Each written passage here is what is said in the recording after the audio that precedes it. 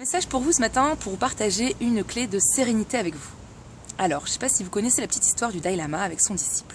En fait, le disciple dit au Dalai Lama, mais comment vous faites pour être aussi zen alors que vous voyagez tout le temps, vous avez des séminaires, des conférences, des réunions?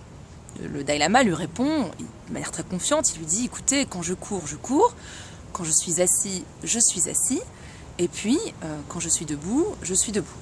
Alors le disciple lui répond, il dit, bah, écoutez, moi c'est pareil, quand je cours, quand je mange, quand je suis assis, je suis assis. Vous voyez l'idée du moment présent.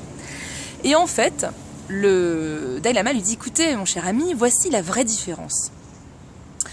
Quand vous êtes assis, vous pensez à être debout. Quand vous êtes debout, vous pensez à courir. Et quand vous courez, vous pensez déjà à l'objectif que vous souhaitez atteindre. Je ne sais pas si cette petite histoire vous avait sourire, mais moi elle m'a fait beaucoup sourire. Parce qu'en effet, quand on fait une activité, on est souvent dans ce qu'on va faire après. Donc dans l'anticipation de la prochaine activité. Quand on se lève le matin, on pense au petit déjeuner qu'on va apprendre. Quand on prend le petit déjeuner, on pense à la réunion qu'on va avoir le matin.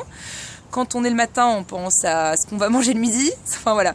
De fil en aiguille, on est en fait peu dans ce qu'on fait vraiment, dans l'activité qu'on est en train réellement de faire.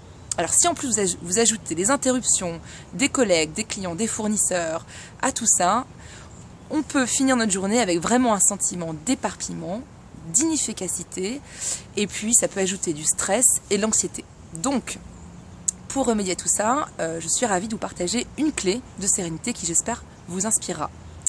Cette clé, elle est toute simple. C'est celle de mettre un rituel dès le matin quand vous commencez votre journée. Alors, à quoi ça sert en fait de mettre un rituel ? Ça sert tout simplement à mettre le volume sur le type de journée que vous souhaitez commencer. Alors, par exemple, de mon côté, ce que je fais dès le matin, j'ai 2 rituels pour le moment. Peut-être que j'en rajouterai plus tard, mais pour le moment, c'est 2. Le premier rituel, c'est la méditation. Donc, je fais un quart d'heure de méditation avec Christophe André. J'aime beaucoup son travail. Ça me permet quoi ? Ça me permet d'être plus focus, d'être plus sereine, car je suis plus connectée avec mon corps et avec, vraiment je pacifie, je sérénise mes pensées.